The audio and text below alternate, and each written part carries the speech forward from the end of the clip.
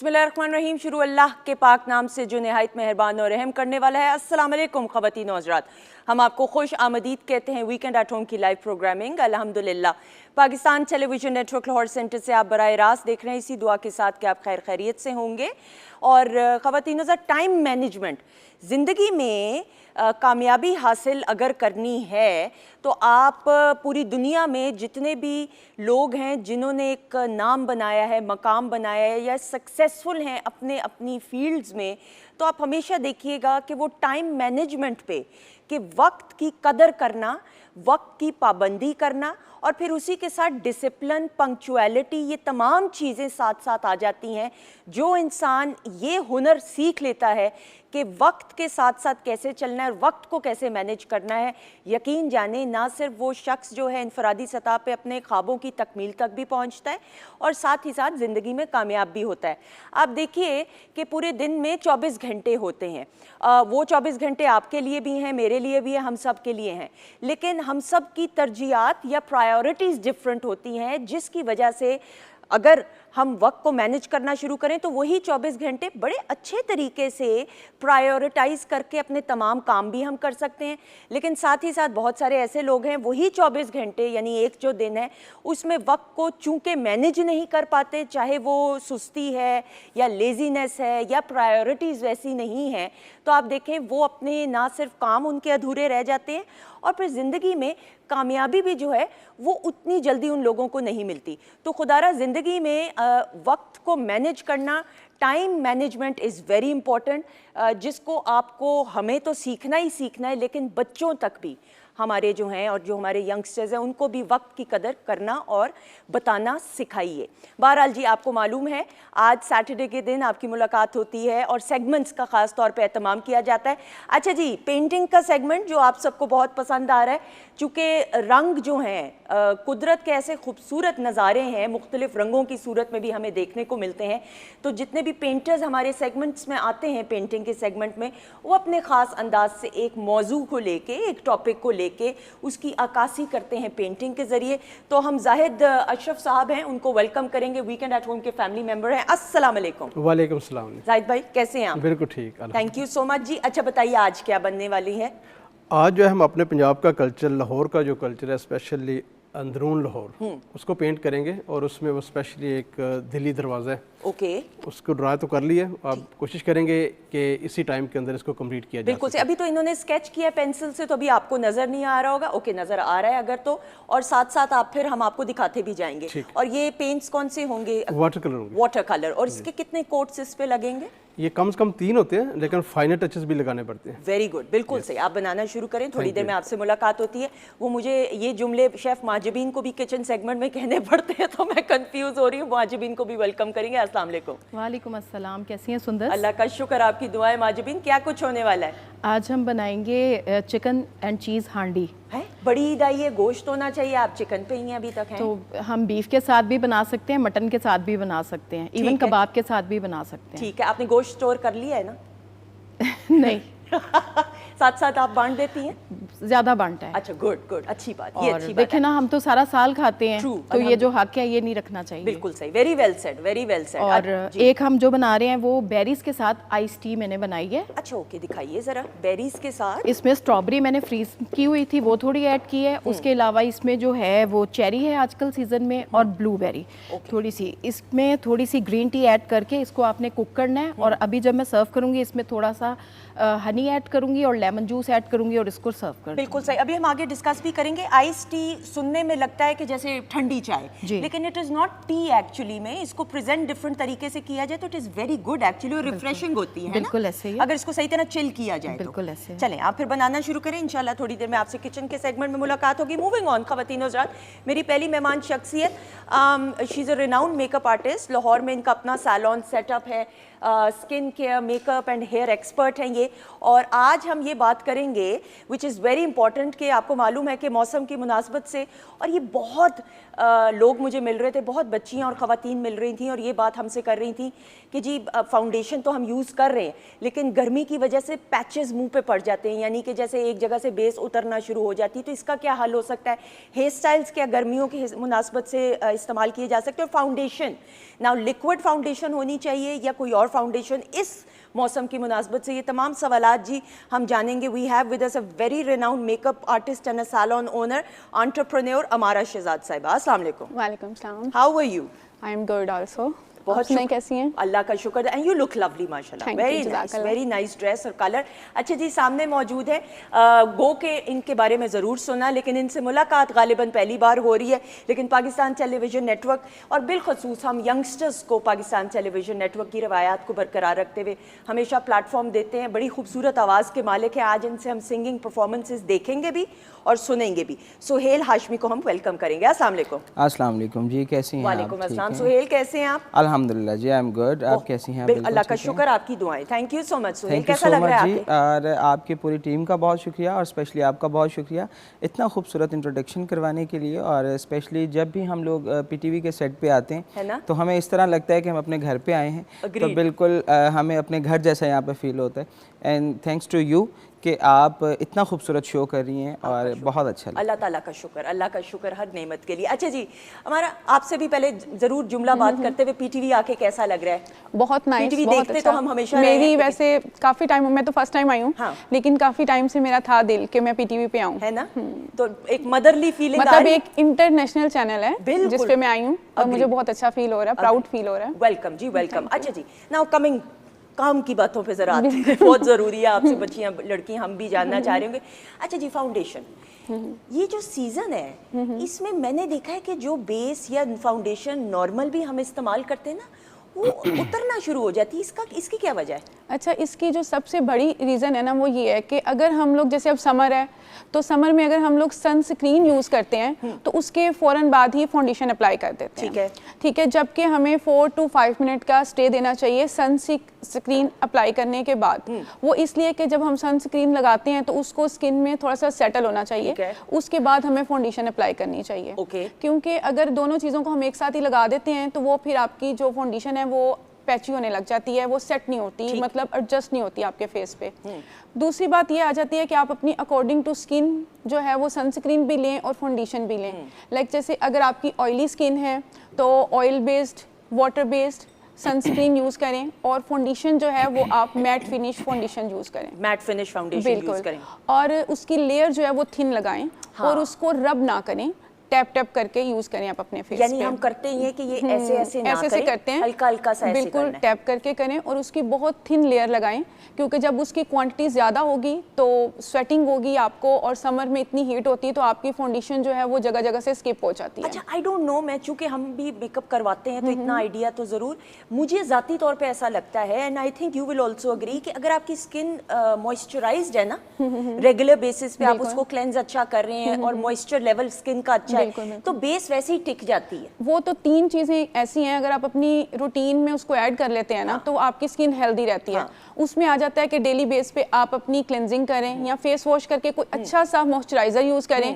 ठीक है, अपनी स्किन को हाइड्रेट रखें और घर से बाहर निकलने से पहले सनस्क्रीन ज़रूर यूज़ करें। जब अपनी स्किन की आप होम केयर अच्छी करते हैं तो फिर उसमें जो है फाउंडेशन वगैरह जब आप अप्लाई करते हैं तो इसमें इतने ज़्यादा पैचेस का इशू नहीं आता। बिल्कुल, और सनस्क्रीन भी ज़रूरी नहीं कि जो आपको सूट करे वो दूसरे को भी करे। वही ना, अगर आपकी ड्राई स्किन है ठीक है तो फिर आपने हाइड्रेटिंग जो सनस्क्रीन है वो यूज करनी है और फाउंडेशन भी आपने ड्यू फिनिश यूज करनी है। बिल्कुल सही, आप भी तो करते हैं ना, सन ब्लॉक करना चाहिए। बिल्कुल, सन ब्लॉक तो हर किसी को करना चाहिए, टीनेज बच्चियों को भी करना चाहिए। ठीक है, उन्होंने बाहर जाना होता है, घर से जब बाहर निकलना तो सन ब्लॉक मस्ट है। इवन तो आजकल तो घर में भी इतनी ज़्यादा लाइट्स होती हैं तो हम यही रिकमेंड करते हैं कि जब आप अपना फेस सुबह वॉश करें, लाइट सा मॉइस्चराइजर करने के बाद सनस्क्रीन जो है वो मस्ट लगाएं। बिल्कुल, ये बड़ी अच्छी इन्होंने बात की। टीनेज बच्चियों को भी, स्कूल गोइंग बच्चियों को भी प्लीज खुदारा थोड़ा सा हम देखते हैं क्योंकि कि अर्ली एज में ही अगर आप अपनी स्किन की केयर स्टार्ट कर देते हैं तो फिर आगे जाके आपको स्किन के इश्यूज नहीं आते। बिल्कुल ऐसे। सोहेल, जरूर ये भी बात आपसे भी करते हुए, अपना ख्याल रखना बड़ा जरूरी होता है। ये नहीं कि आप मीडिया से ताल्लुक रखते हैं तो ही ख्याल रखना है।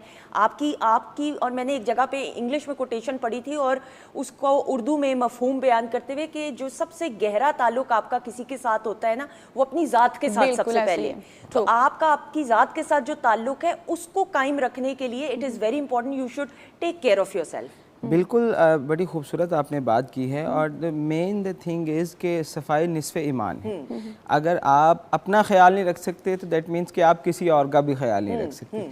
तो सबसे पहले अगर आप अपना जो है वो उसको अपनी स्किन को टेक केयर करते हैं, आप अपने आप को टेक केयर करते हैं, तो ये बहुत ज़रूरी होता है। और स्पेशली क्योंकि हम लोग जिस तरह शोबे से रिलेटेड लोग हैं, तो हम लोगों का ये होता है कि हमने बहुत सी चीज़ें यूज़ करनी होती हैं। मतलब हम अगर रिकॉर्डिंग्स पे जा रहे हैं तो हमने वहाँ पे जो है वो मेकअप रूम में जो है वो मेकअप भी उसको अप्लाई करवाना है। और इस तरह जब हमारी स्किन पे बहुत सी चीज़ें जब लगती हैं तो ऑब्वियसली सी बात है कि हमारी स्किन डैमेज हो जाती है। तो उसके साथ हमें जो है वो बहुत ज़रूरी है कि हम उसका ट्रीटमेंट जो है वो घर पे भी जो है मेंटेन रखें। बिल्कुल, इट इज़ वेरी इंपॉर्टेंट कि जो मर्द हजरात भी हैं ना, वो भी ये नहीं है कि बिल्कुल ही प्रॉपर मेकअप अल्लाह ना करे, नहीं, लेकिन जैसे अपना ख्याल रखना इट इज़ वेरी बहुत जरूरी है। जैसे कुछ लोग हैं उन्होंने रात को अगर मेकअप किया तो वो मेकअप के साथ ही सो जाते हैं। तो फिर वो कहते हैं जी हमारी स्किन जो है वो डिहाइड्रेट लग रही है, या हमारी स्किन की बात करें। बिल्कुल खवातीन, बिल्कुल। और आप हमेशा अगर अपना रात को फेस वॉश करके सोते हैं, ठीक है, अच्छा सा कोई सीरम, हाइड्रेटिंग सीरम या मॉइस्चराइजर अप्लाई करके सोते हैं, तो कभी भी आपकी स्किन के इश्यूज ज्यादा नहीं आते। अच्छा, मिसाल के तौर पे अब किसी ने बेस लगाई है, फाउंडेशन लगाई, और किसी अब आपने जाना है,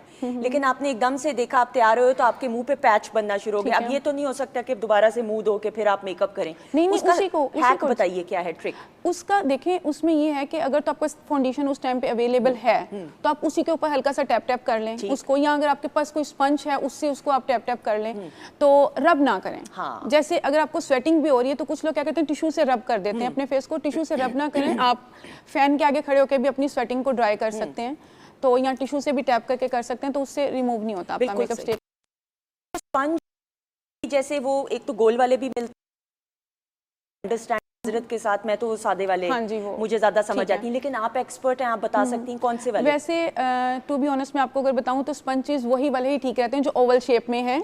ठीक है, जो हमारे चले आ रहे हैं। बिल्कुल, वही सबसे ज्यादा अच्छा स्टे उससे आता है फाउंडेशन का। आप ब्रश से भी अप्लाई कर सकते हैं लाइट सी अगर, लेकिन ये कि फिर उसमें स्मर्जिंग और ब्लेंडिंग आपको आनी चाहिए। अगर आप एक्सपर्ट हैं देन ही आप ब्रश से कर सकते हैं। बिल्कुल सही, अग्रीड। जैसे मिसाल के तौर पे अगर मैंने कहीं जाना होता है तो मैं अब चूंकि अल्हम्दुलिल्लाह इतना टाइम हो गया तो हाथ से भी मैं बेस लगा बिल्कुल एग्जैक्टली, मैं भी हाथ से यूज करती हूँ। इवन आई शेडो भी मैं उंगली से पकड़ के ना, जैसे आपने किया, लेकिन वो जाहिर बात है आपको आना चाहिए उसको करने के लिए, वो दैट डिपेंड्स टोटली। अच्छा, ये तो हो गया। अब हम आ जाते हैं हेयर स्टाइल्स के ऊपर। गर्मियाँ भी हैं, बाल खुले रखने चाहिए, और अगर खुले रखें तो क्या कुछ किया जा सकता है, और हेयर स्टाइल्स क्या इन है? हेयर स्टाइलिंग ये है कि आजकल आपको पता है लूज ही अच्छे लगते हैं, ओपन हेयर। बाकी आपके फेस लुक्स पे भी डिपेंड करता है सबसे पहले कि आपकी फेस लुक्स क्या हैं, कि आप अपनी फेस लुक्स के अकॉर्डिंग ही हेयर डू करें। लेकिन अगर आपका फेस बहुत ज़्यादा हेल्दी है और आपने हाइपोनी कर लिया है तो वो उस पर अच्छी नहीं लगेगी, उस पर ओपन हेयर ही अच्छे लगेंगे।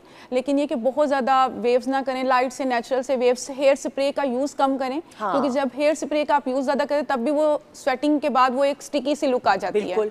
तो हेयर मिस्ट बहुत अच्छे आगे हुए हैं। जिस तरह से हम फेस के ऊपर सनस्क्रीन यूज़ करते हैं, इसी तरह से हमारे हेयर के लिए भी बहुत अच्छे अच्छे मतलब मिस्ट आगे हुए हैं, शाइनर्स भी हैं, और आपके बालों को सन से भी प्रोटेक्ट करते हैं। बिल्कुल ऐसा ही। और अब मैं आपको एक और भी हैक बताऊंगी बालों को के लिए, कि जो हेयर स्प्रे डायरेक्ट आप सर पे ना यूज़ करें। हम यूजुअली हैंड्स पे लगा के भी आप ऐसे जो छोटे छोटे बाल आपके खड़े होते हैं आप उसको इस तरह से कर सकते हैं। बिल्कुल, यानी हाथ पे बहुत ज़्यादा स्प्रे यूज़ मत करें। बिल्कुल, हाथ पे आपने यूज़ करके लगाया और उसके बाद किया, ताकि डायरेक्ट करेंगे तो बालों की जो हेल्थ है वो डैमेज हो जाएगी। अच्छा, दूसरा जो हेयर शाइनर है वो सारा प्रिपेयर करने के बाद एंड में यूज करना चाहिए? नहीं, हेयर सीरम देखें, अगर आपके हेयर ड्राई है ना तो आपने हेयर सीरम लगाना है जब आपके 50% बाल ड्राई हैं। ओके, ठीक है, एक दफा तब लगा लें, एक दफा लास्ट में अगर आपने आयरन ब्लो ड्राई जो भी आपने करना है, ठीक है, करने के बाद आप लाइट सा फिर उसे अप्लाई कर सकते हैं। अच्छा, और ये नहीं कि बहुत सारा करना है, थोड़ा सा यूज करके बताइए। हाँ, और ये कुछ ब्रांड्स पे भी डिपेंड करता है कि कुछ सीरम बहुत ज्यादा स्टिकी और ऑयली होते हैं। हमेशा वो हेयर सीरम यूज करें जो आपके बालों को ज़्यादा ऑयली ना करें। बिल्कुल ठीक है, ताकि फ्रेश लुक मेंटेन रहे आपके हेयर। बिल्कुल सही। और एक और चीज़, चूंकि मैं खुद भी जो चीज़ यूज़ करती हूँ, आपने उसको पंप आउट किया और 1 या 2 ड्रॉप लेके उसको फिर इस तरह आपने किया ताकि उसकी कंसिस्टेंसी इक्वल हो जाए। हाँ जी, बजाय इसके उसको डायरेक्ट निकाल के जब आपने उसको ऐसे किया, आपने उसको हमेशा एंड से स्टार्ट करना है। एंड से स्टार्ट करते हुए आपने जब बिल्कुल माइनर सा मतलब हैंड्स पे रह जाए, देन आपने उसे ऐसे करना है। कुछ लोग क्या करते हैं, लगाते हैं पहले इधर कर देते हैं, वो क्या होता है उससे बहुत ज़्यादा ऑयली और स्टिकी सी लुक आ जाती है आपके हेयर की। इस चीज़ को भी आपने ख्याल में रखना है।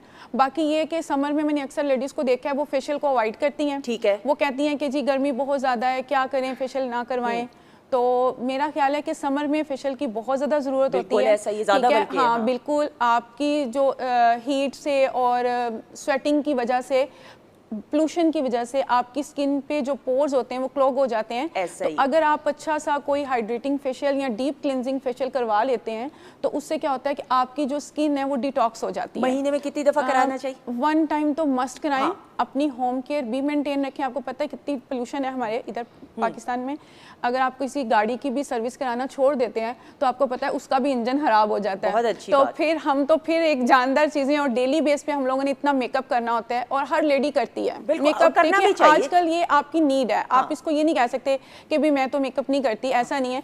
बेशक आप पाउडर भी लगाती हैं, आप अपने फेस को मेकअप टच कर रही हैं, बिल्कुल ऐसा तो आपको अपनी स्किन केयर पे भी जो है ना वो फोकस करना चाहिए। जस्ट ये नहीं कि बस मेकअप कर लिया और फेशियल अवॉइड कर दिए। हाँ, आप ब्लीच को अवॉइड करें। हाँ, जो हम लोग ब्लीच करते हैं, आपको पता है एस्थेटिक में भी यही इशू है कि वो लोग भी मना करते हैं, और मैं टू बी ऑनेस्ट मैं भी मना करती हूँ। अगर आप किसी फ्लोर के ऊपर ब्लीच डालते हैं तो उसके बाद जब आप उसको नीट करते हैं वो विदिन 10 मिनट्स सेम वैसा ही हो जाता है। ठीक है, तो ब्लीच जो है वो जस्ट आपकी स्किन को टेम्परेरी नीट करती है, टेम्परेरी ग्लो लेके आती है। ठीक है, इसलिए ब्लीच को आप अवॉइड करें, स्पेशली समर में, बल्कि विंटर में भी। आपको पता है सेंसिटिव होती है स्किन, पॉलिशर ब्लीच ना करवाएं। आप फेशियल लें। फेशियल आपकी स्किन को हेल्दी करता है, आपकी एजिंग साइंस खत्म होते हैं फेशियल से। आपको पता है गोरे लोग भी मसाज को प्योरिटी देते हैं। ठीक है, बिल्कुल फेशियल को प्योरिटी देते हैं। ठीक है, वो लोग भी अब मशीनों से पीछे हट रहे हैं। हम लोग क्या करते हैं, हम लोग बोटॉक्स करा रहे हैं, फिलर कराने की तरफ जाते हैं, ना कि हम हेल्दी ट्रीटमेंट्स लें।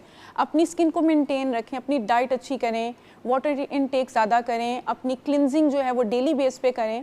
एटलीस्ट वीक में 2 टाइम आपको एक्सफोलिएशन जरूर करना चाहिए। बिल्कुल, एक्सफोलिएशन का मतलब है कि आप स्क्रब करें। स्क्रबिंग जरूर करें। अगर आप सैलून नहीं आ सकती, एटलीस्ट आप अपने घर में कोई अच्छे ब्रांड का एक स्क्रब लेके रख लें। बिल्कुल, सोहेल आप नोट कर रहे हैं, पेपर पेन स्क्रबिंग जरूर करें। अपने दिमाग में नोट कर रहा हूं, बिल्कुल, और मैं बड़े गौर से सुन रहा हूं उनकी बात। आपकी जो स्किन है अगर वो क्लीन है तो ही आप अच्छे लगते हो। बिल्कुल बिल्कुल ऐसा, स्किन से ही सब कुछ पता चल जाता है कि आपकी मेंटेनेंस। सबसे पहले आप जब किसी को मिलते हो आपका फेस ही दिखता है। Agree, totally, I totally agree with you. Amazing tips. अच्छा, एक और जरूर बात आपसे करते हुए, hair colour. Now you're a hair color expert as well. अच्छा, इस मौसम की मुनासबत से क्या क्या कलर्स इन है? अच्छा, इस वेदर में हमें कूल टोन में जाना चाहिए, ना कि वार्म टोन में। ठीक है, कुछ लोग क्या करते हैं जी वॉलेट रेड की तरफ या ये कॉपर की तरफ जाते हैं, वो विंटर्स के शेड हैं तो उन्हें विंटर्स में कराएं, लेकिन ये कि उनकी मेंटेनेंस भी थोड़ी सी ज़्यादा होती है। तो कूल कलर मैं प्रेफर करूंगी कि कूल कलर में रहें और थोड़ी सी सटल लुक आती है, लाउड भी नहीं लगते और अच्छी लुक आती है। बिल्कुल सही। और वो जो बहुत loud streaks, I think that they are not in. नहीं, आजकल थोड़ी ब्लेंडिंग स्मर्जिंग सी लुक चल रही है। आजकल टेडी बियर हाइलाइट्स बहुत ज़्यादा इन है, उसमें 2 टोन आती हैं, जस्ट रिफ्लेक्शन आता है, मतलब बहुत लाउड नहीं लगती वो। अच्छा, यानी वो फॉइल से ही लगती हैं? हाँ, फॉइल से ही होती हैं, और उसमें जस्ट पहले प्रॉपर फॉइल्स ही लगेंगे, देन ही आपके ऊपर जब आप ग्लॉसिंग करती हैं तो वो एक रिफ्लेक्शन सा बालों में जो आ जाता है वो अच्छा लगता है। बिल्कुल सही, बिल्कुल सही। Thank you so much. Welcome. It was such a pleasure meeting you and amazing tips. Thank you so much, बहुत शुक्रिया। अच्छा जी, ख़वातीन-ओ-ज़ात, बातचीत का सिलसिला जारी है, लेकिन अब सोहेल मौजूद हैं। सोहेल जिस काम में एक्सपर्ट हैं, अल्लाह ताला ने जिस हुनर से इनको नवाजा है, तो फिर आ जाइएगा बहुत सारी क्लैप में इनकी परफॉर्मेंस।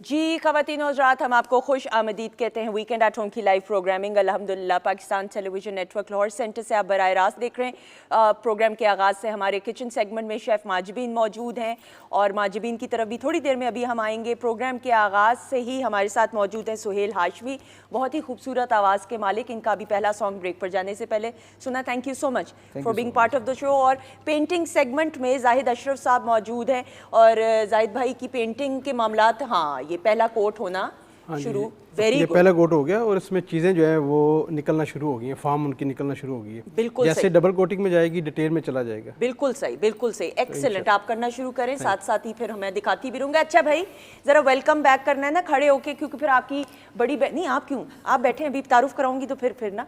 ख़वातीन तक मेरी बड़ी हमेशा ज़िंदगी में ख्वाहिश रही है और ये मैंने ऑन एयर भी बात की, चूँकि मैं अपने घर में बड़ी हूँ सबसे, तो और मैं कज़न्स में भी सबसे बड़ी हूँ, तो मेरी हमेशा ज़िंदगी में बड़ी ख्वाहिश रही कि कोई मेरी बड़ी बहन हो या बड़ा भाई हो। और मैं हमेशा जब भी मुझे कोई अपना लगा या अपने जैसा लगा तो मैंने हमेशा कहा या ये मेरा बड़ा भाई है या बड़ी बहन है। डॉक्टर फरजीन मलिक साहिबा is one of those and Sadia Arshad, ये मेरी दो ऐसी बहनें हैं दैट बहनों से बढ़कर हैं। तो डॉक्टर फरजीन मलिक साहिबा कुछ देर के लिए गई हुई थी वेकेशंस पे, तो इनको इसलिए हमने डिस्टर्ब नहीं किया, but she is now back, तो इनको ज़रा वेलकम करते हैं। डॉक्टर फरजीन मलिक साहिबा, अस्सलाम वालेकुम। Thank you so much. मैं भी खड़े होके अपनी बहन को, कैसी हैं आप? ठीक हैं? बिल्कुल ठीक, आप कैसे हो? बिल्कुल ठीक, अल्लाह का शुक्र। कैसी थी? फ्रेश एज एवर लग रहे हो, है ना? आपका प्यार। और हमारी सारी टीम इतनी अच्छी लग रही, सारे इतने आज में आई बने ठने हुए थे। मैंने कहा शायद मेरी कोई प्रोटोकॉल में इतने प्यारे लग रहे हैं सारे। आपने देखा है नाइला कितनी प्यारी और अनम पैनल पे इतनी प्यारी लग रही सारी बच्चियां। मैं आपको ख़वातीनों साथ बड़ी इंटरेस्टिंग बात, मुझे अक्सर लोग कहते हैं जो यानी आपकी, मैं हमेशा जो हमारी टीम में बिलखसूस, ये माजिबीन भी गवाह हैं, जितनी बच्चियां हैं बिलखसूस हमारी टीम की, मैं आई ऑलवेज इनकरेज देम कि तैयार हुआ करें, बन सवर के रहें, अपना ख्याल रखें। एक ज़िंदगी अल्लाह ताला ने दी है बिलखसूस, तो फिर बच्चियां जो हैं ना उनको तो परियों की तरह हर वक्त रहना चाहिए। Why not celebrate life? This is the way you celebrate life. अभी मैं कल ही देख रही थी एक प्रोग्राम, उसमें लिखा हुआ था कि जब कोई पार्टीज होती हैं या कहीं जाना होता है तो आप तब क्यों तैयार होते हैं? क्या आप अपने लिए तैयार नहीं हो सकते? तो मुझे अचानक ख्याल आया कि मैं जो सारा दिन अपने घर में पजामा और टी शर्ट को है, तो मैं उसके अलावा मैं भी तैयार हुआ करूँ रोज़ सुबह, सिर्फ क्लिनिक जाने के लिए क्यों, उसके अलावा भी तैयार होकर रहना। It makes you feel better. Agreed. And even if you have a shower in the morning ना, तो आपका सारा दिन आप पेव आउट कर देते हो towards a better thing, rather than कि जो लेटना तो बड़ा आसान है, कंफर्ट मोड में जाना बड़ा आसान है, but it makes you feel a little dull. Agreed. और इस गर्मी की मौसम में जो हीट वेव है, हीट स्ट्रोक है डॉक्टर साहिबा, अब इस और आज का हमारा ख़वातीनों का टॉपिक भी ये विच is very pertinent. Summer vacations तो हो गई हैं, लेकिन हम बच्चे जो अब समर कैंप्स की तरफ भी जाएंगे, ऑब्वियसली एक्टिविटीज़ की तरफ भी जाएंगे। अब ये हीट स्ट्रोक के मामलात, बच्चों के अलावा बात यह है कि सुंदस जो दुनिया के तमाम चीज़ें हैं वो तो चल रही हैं ना, they are riders on the bike, specially ये जो हमारे ये फूड डिलीवरी वाले भी हैं, इसके अलावा कामों पे लोग जा रहे हैं, and the temperature is soaring very high. एकदम से इतना टेम्परेचर तेज़ हो जाता है 12 से लेके 4 बजे के दरमियान, जो कि आपको हीट स्ट्रोक करा सकता है। उसमें कुछ चीज़ें बहुत ज़रूरी हैं। एक तो सबसे पहले हम आते हैं कि वो लोग जो बाहर फिरते हैं या जो बाहर जिनका ज़्यादा आउटडोर एक्टिविटी होती है, अव्वल तो कोशिश करें कि अपने आप को इंडोर्स रखें, बच्चों को भी इंडोर्स ज़्यादा रखें। शाम जब ढले तब उनको बाहर जाने की आप इजाज़त दें। लेकिन जिन लोगों ने जाना है ज़िंदगी के काम चलाने, उनके लिए सबसे बेहतरीन चीज़ है कि तौलिया जो होता है ना, वो गीला करके, छोटा तौलिया वो अपने सर पे रखें। वो लाजमी होता है, उससे एक कन्वेक्शनल करंट की वजह से ठंडा होता रहता है आपका सर, क्योंकि जब हीट स्ट्रोक भी होता है तो हमारी बॉडी टेम्परेचर को हमने नीचे लाना होता है, और वो हम डिफरेंट तरीक़ों से मैं आपको आगे बताऊंगी कैसे लेके आते हैं। एक तो ठंडा तौलिया, पानी बहुत पिएं। पानी बहुत पिएं, और उसकी निशानी ये होती है कि जब आप यूरिन पास करते हैं तो उसका कलर ज़रूर नोटिस करें। If it's yellow then that means कि आप अंडर हाइड्रेटेड है और आपने पानी सही नहीं पिया। बिल्कुल सही। जो यूरिन पास होता है that should be the colour slightly paler than water, transparent type हो, तो दिस मींस कि आप हाइड्रेटेड हैं। एग्जैक्टली, बिल्कुल ठीक। ये चीज़ बहुत नेसेसरी है। दूसरा ये होता है कि जो बूढ़े लोग हैं और जो छोटे बच्चे हैं, उनमें डिहाइड्रेशन के साइंस नहीं इस तरह पता लगते, और क्योंकि उनके जो है उनकी सिग्नलिंग इतनी हाइपोथैलेमस को इतनी तेज़ नहीं होती, तो उनके आप ये टच करते रहें, अगर ये रिंकल कर जाए हाथ की जो स्किन है तो that means that it's dehydrated. अच्छा। हाँ, ये देखें, या स्किन जो भी रिंकल करे, इसका मतलब है कि अब पानी उनको आप लाजमी दें, उनकी स्किन पे ज़रूर नज़र रखें, बच्चों पे और बड़े बूढ़ों पे। और उनका ये भी ख्याल रखें कि उनका अक्सर जो लोग हैं आजकल वाटर ऐप एक डाउनलोड हो जाती है, उसमें पता लग जाता है, उसकी स्प्लैश आती है, आपको पता लगता है कि आपने 1 गिलास पानी का पीना है तो आप पिए। अच्छा, इनमें अगर आप चिया सीड्स या तुख्मे वालंगा डालें तो ये तुख्म ऐसा है जो कि पानी को अपने साथ होल्ड कर लेता है, वाटर पैकेट्स बन जाते हैं, तो आप वो भी पीते रहे तो वो ज़्यादा देर आप हाइड्रेटेड रहोगे। देखा नहीं, रमज़ानुल मुबारक में भी कहते हैं गर्मियों के रोज़ों में कि जी आप तुख्मे वालंगा ज़रूर पिए, चिया सीड ज़रूर पिए।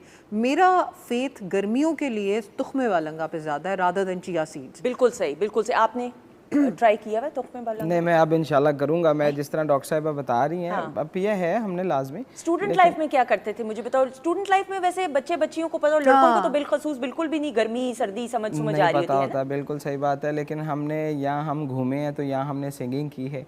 हमारा ज़्यादातर जो फोकस होता था ये है कि स्कूल से हमने कब निकलना है या कॉलेज से हमने कब निकलना है, तो कौन सी ऐसी महफिल मिलनी है कि जहाँ पे बैठ के हमने मौसीकी सुननी है या करनी है। अच्छा, ओके। हाँ, इस तरह का क्रेज़ हुआ करता था। और द सेकंड थिंग इज़, क्योंकि अब तो अल्हम्दुलिल्लाह I am also a music teacher, तो जब हम लोग स्टूडेंट्स थे तो ये चीज़ बड़ी हमें मैटर करती थी कि कोई ऐसी महफिल हमें लाजमी मिले। जिस तरह डॉक्टर साहिबा बता रही हैं, हर बंदा अपनी फील्ड में जो एक जुनून, एक पैशन रखता है, तो मुझे बहुत ज़्यादा पैशन था इस चीज़ का।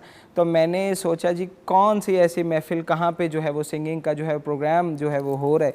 ये अपने स्ट्रगल दौर, अपने बचपन की बात है, और वो दौर सबसे यादगार दौर होता है, और वो सबसे खूबसूरत दौर होता है। पैदल आप चल रहे हो, चप्पल टूट भी जाए तो कोई फर्क नहीं पड़ता, ना गर्मी की परवाह ना बारिश की परवाह। और सबसे खूबसूरत बात यह है कि एक वो होती है कि आपको पकी पकाई मिल जाना, अग्रीड, और एक होती है कि आपने खुद स्ट्रगल करके आप यहाँ तक आते हैं, ज़्यादा मजा है। तो उसका एक मज़ा ही और होता है, उसका एक लेवल और होता है। तो हमने जो वो चीज़ें फेस की हैं उसमें बात वही उसी सुर पे वापस आएंगे कि वो गर्मी सर्दी हमें पता नहीं चलता था, लेकिन अब जो है वो चीज़ें महसूस होती हैं, अब जो चीज़ें पता चलता है।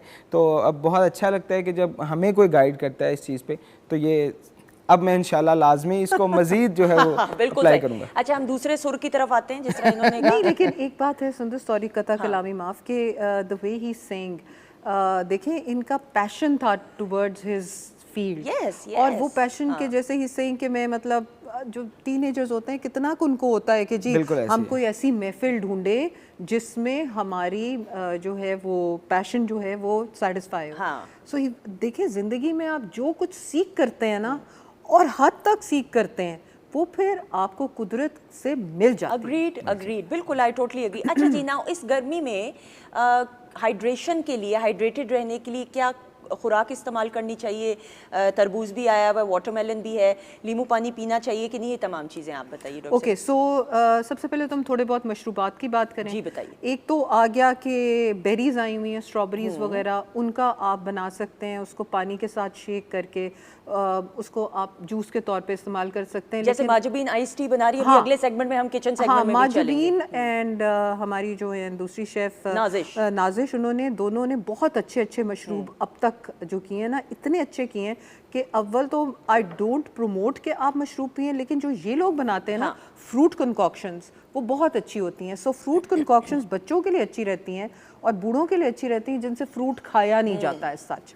ये हो गया। दूसरा ये कि आम का इस्तेमाल ज़्यादा शुगर स्पाइक देता है, ठीक है, लेकिन अगर आप आम को सैलड्स में डालें, आप यकीन करें कि बहुत अच्छा मज़ा आता है। उसकी ड्रेसिंग्स अक्सर माजबीन भी बता रही होती हैं कि ऑलिव ऑयल लें, बीच में शहद डालें, मीठा नहीं डालें, शहद डालें, वो वाला जो नेचुरल शहद, छोटी मक्खी या बड़ी मक्खी का शहद डालें, उसमें आप थोड़ा सा विनेगर डालें और गार्लिक थोड़ी सी डालें, तो वो आपके हार्ट हेल्थ के लिए भी बहुत अच्छी हो जाती है। बिल्कुल सही। उसमें आप सलाद के पत्ते डालें, उसमें आप खीरा डालें, टमाटर डालें, प्याज डालें, सेब डालें और पुदीने के पत्ते डालें, तो इतना अच्छा हज़ारों हमने सैलेड्स बनाए हैं ना माजबीन। हाँ, तो एक तो ये हो गया। दूसरा मशरूबात में लस्सी का लस्सी बेस्ट है, लेकिन हम कहाँ गड़बड़ कर रहे हैं कि हम कोई हल नहीं चला रहे, हम कोई वो खेतों में नहीं जा रहे कि हमारा पसीना बहुत ज़्यादा बहे, तो उसमें हम नमक थोड़ा सा कम हमें इस्तेमाल करना चाहिए। नमकियात उन लोगों को चाहिए जिनका पसीना बहुत बहता है या who are doing labour of manual type,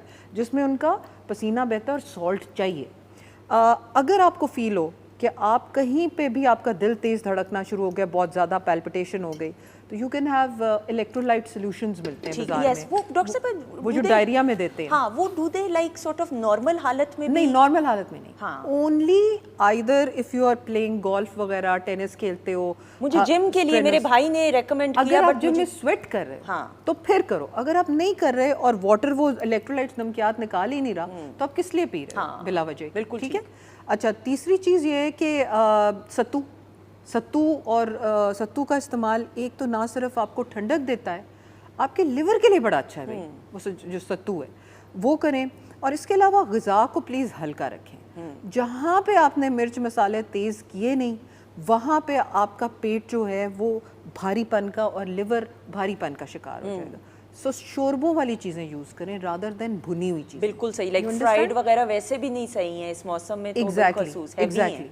और जब भी खाना खाएं, ये आपको टिप मैं ऐसी बता रही हूँ जो कि बेहतरीन चीज़ है, और वो ये है कि जब भी खाना खाएं उससे पहले एक इसबगोल के छिलके का जो है चम्मच वो पानी में घोल के उसको फूलने से पहले पी जाएं और फिर खाना खाएं। उससे एक तो आपकी हाइड्रेशन रहेगी, दूसरा आपके पेट पे लेप हो जाएगी, आपको खाने का नुकसान नहीं होगा अगर उसके अंदर कोई मसाला जाते हैं। तीसरा, आपकी भूख बिल्कुल कम हो जाएगी। चौथा, जब फाइबर जाएगा तो आपको ग्लूकोज स्पाइक नहीं आएगी। ठीक है। जो ग्लूकोज स्पाइक है वो डायबिटीज़ का पेशखेमा बनती है आगे जाके। ठीक है। ये डायबिटिक्स के लिए भी है, ये नॉन डायबिटिक्स के लिए, अनटिल एंड अनलेस आपके डॉक्टर ने आपको इसबगोल लेने से मना किया। बिल्कुल सही। अच्छा, मुझसे कुछ लोग पूछ भी रहे थे, कुछ खवातीन बिलखसूस ब्लोटिंग होती है। आप अगर जिम भी जा रहे हैं या काम भी कर रहे हैं, वर्किंग वुमेन है, या घर में भी, और घर में जो खवातीन की जिम्मेदारी वो तो ज़्यादा होती हैं बल्कि, तो जो ब्लोटिंग जिनको महसूस हो रही होती है वो क्या इस्तेमाल करें? Okay, so first of all लोग बहुत चाय और कॉफ़ी का इस्तेमाल करते हैं, उसके बाद कहते हैं कि हमें ब्लोटिंग हो रही है। चाय कॉफ़ी से कई लोगों को डायरेक्ट ब्लोटिंग हो जाती है और कई लोगों को नहीं होती, लेकिन जब वो खाना खाते हैं तो उसमें ब्लोटिंग हो जाती है। बिल्कुल सही। इसकी वजह ये होती है, मैं आपको अगर आज मैकेनिज्म समझा दूँ ना सुंदर, आप तो खैर 10 से ज़्यादा डॉक्टर बन चुके हो, आपका प्यार, लेकिन अगर मैं नाजरीन को ये समझा दूँ तो वो फिर कभी भी ऐसे ना। ठीक, मुख्तसरन करेंगे, हमने ब्रेक की तरफ जाना है। बिल्कुल मुख्तसर कर दे। कितनी मुख्तसर? एक लाइन तो 3 लाइनें कर लें। 3 लाइनों पे नहीं होएगा। हाँ, वो फिर हम अगले सेगमेंट तक ना ले जाएं। हाँ, अगले सेगमेंट में इस पे बात कर लेते हैं। ब्लोटिंग के हवाले से खवातीन हज़रात, चूंकि डॉक्टर साहब हमारे साथ मौजूद हैं, हमने इनकी परफॉर्मेंस की तरफ नहीं, डॉक्टर साहब की परफॉर्मेंस नहीं, सोहेल के गाने और परफॉर्मेंस की तरफ बढ़ना है, तो हम आपके गाने की तरफ बढ़ेंगे। उसके बाद ब्रेक के बाद जब आएंगे तो डॉक्टर फरजीन मलिक साहिबा से ब्लोटिंग के हवाले से बातचीत करेंगे और हम किचन सेगमेंट में भी जाएंगे। आ जाइएगा, बहुत सारी क्लैप में सोहेल।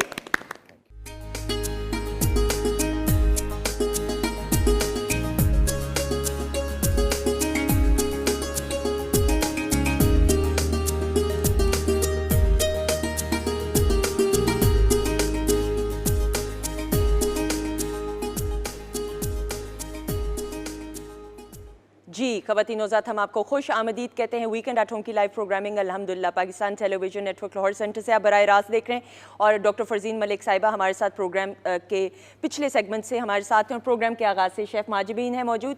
अच्छा जी डॉक्टर साहिबा, हम इस वक्त नहायत ही हसीन खुशबू का शिकार हो रहे हैं। आप लोग वहाँ सही जोन में बैठे हुए हैं कि आपको खुशबू नहीं आ रही।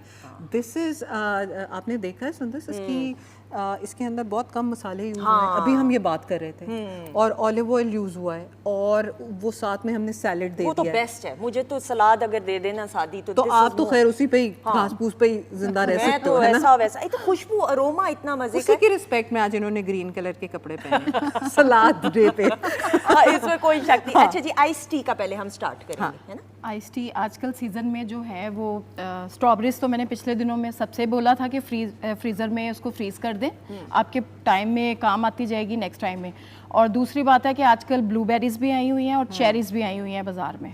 आपने वो लेके अच्छे से वॉश करना है, उसके बाद उसको आपने पानी डाल के पैन में जितने आपको ये आइस टी रिक्वायर्ड हो आपने उसमें पानी डाला और उसको कुक किया। इतना कुक करना है कि वो फ्रूट अच्छा सा गल जाए। उसके बाद आपने स्ट्रेनर से उसको स्ट्रेन किया। जब हम सर्व करेंगे उसके बाद हमने इसमें लेमन जूस ऐड करना है, थोड़ा सा हनी ऐड करना है। इसमें आप शुगर नहीं ऐड करेंगे, एक फलों की मिठास जो है वो दब जाती है। आपने हल्का सा हनी ऐड किया, लेमन जूस ऐड किया, लेमन के स्लाइसेस डाले, और इसको रिफ्रेशिंग करना हो तो आप इसमें फ्रेश मिंट के लीव्स डाल सकते बिल्कुल हैं। सर, एक मुझे अभी जहन में एज अ व्यूअर अगर मैं हूँ तो आप जिस तरह बता रही हूँ तो मेरे आया, अगली दफ़ा मैं आपको भी और नाजिश को कहूँगी ये बनाते हुए ना हम दिखा भी दें, ठीक है, ताकि ज़रा थोड़ा सा लोगों को और ज़्यादा बेहतर तरीके से समझ आ जाएगी। डॉक्टर साहब बनाओ गुड quickly। आइडिया। अच्छा okay, so the thing is कि अक्सर लोग शायद इसको समझें कि ये कोई मशरूब है उस तरह का जैसे कि डब्बों में बंद मिलता है या उस तरह। This is actually the water of a fruit जो कि सीजनल फ्रूट है, ये वो वाटर है और इस वाटर को इन्होंने उबाल के निकाल लिया है। So this is a hydrating water, ठीक है। इसमें उन्होंने आपको निश्ता 300 दफ़ा कहा है कि आपने शुगर नहीं डालनी। हाँ, अगर आप स्वीटनिंग करना चाहें तो आप हनी डालें। जो लोग डायबिटिक्स हैं, जब प्री डायबिटिक्स हैं, वो उसमें स्टीविया डाल सकते हैं, ठीक है। स्टीविया या मंक फ्रूट आजकल आया हुआ है एज अ मीठा, नेचुरल मीठा, आप उसको भी इस्तेमाल कर सकते हैं। बेहतर यही है कि कई दफ़ा होता है ना सुंदर, इसके पानी का टेस्ट होता है कि जी हर वक्त नहीं पीना, तो आप ये बेरीज को इस तरह बना सकते हैं। बिल्कुल से, और इसकी हम सिप करके भी ले सकते हैं, पूरा दिन नहीं आपने ये कि एक ही ग्लास वो वाला हिसाब किताब नहीं है। बिल्कुल ठीक। अच्छा जी, इसका तरीका कोई खास चीज़ जो इस तरह आपने बनाने ये बहुत ज़्यादा, आज मैंने इसको ऑयल में ही कुक किया, ऑलिव ऑयल में, बटर नहीं ऐड किया, वरना अमूमन ये होता है कि चिकन चीज़ हांडी में बटर भी ऐड करते हैं। क्रीम भी मैंने बहुत ऊपर सिर्फ डाल दी है उसकी प्रेजेंटेशन के लिए। स्पाइसेस आपने इसमें ऐड नहीं करने वरना कलर ख़राब हो जाएगा। नमक है इसमें, व्हाइट पेपर है और हरी मिर्च है इसके साथ, और लहसुन अदरक पेस्ट और प्याज की पेस्ट। जीरा थोड़ा सा भून के वो शामिल किया है। शुरू में जीरा भुना होगा जी, वो उसको डाल के आपने चिकन डाल दिया। आपको पता है बोनलेस चिकन वैसे ही बहुत जल्दी कुक हो जाता है, दही का पानी खुश्क होगा तो उसके बाद हमने इसको सर्व कर दिया। बिल्कुल। और ये ऊपर चीज़ है जी, ये चीज़ है ये कोई थोड़ी भी सी। आप चेडर ले लें, मोज़रेला ले लें, आपकी अपनी मर्जी है, या सिंपल आप चेडर चीज़ भी ऐड कर दें, वो आपकी अपनी। और आप लो फैट चीज़ भी ले सकते हैं अगर आप लो फैट ऑप्शन के लिए ऑप्ट करना चाहें। और एक्चुअली इसका जायका इतना कच्चा है, ये लेबनीज़ चिकन के नाम से भी एक ज़माने में मैंने बनाती थी ये। उसमें ये है कि अगर आप ना चीज़ डालना चाहें तो आप उसके बगैर भी इसका जायका बहुत मज़े का होता है। And the way she is cooked it in olive oil, that's the best. बिल्कुल सही। अच्छा सुंदर, मैं एक बात बताती जाऊँ कि अगर ये सैलेड हम आधी प्लेट में डालें, प्लेटिंग कर लें ना, गोल प्लेट है और नहीं हम अभी आप ऐसे बता दें, हम आधा उससे भर लें और बाकी हम ये सालन ले लें और चमचों के साथ अगर हम खाएं तो हमारा फुल मील है। और इससे अभी हम जो ब्लोटिंग के बारे में बात कर रहे थे वो नहीं होगी अगर आप खीले से एलर्जिक नहीं है। नहीं तो आप बिल्कुल वो प्याज टमाटर वाला सैलेड खा लो, खीरा ना खाएं।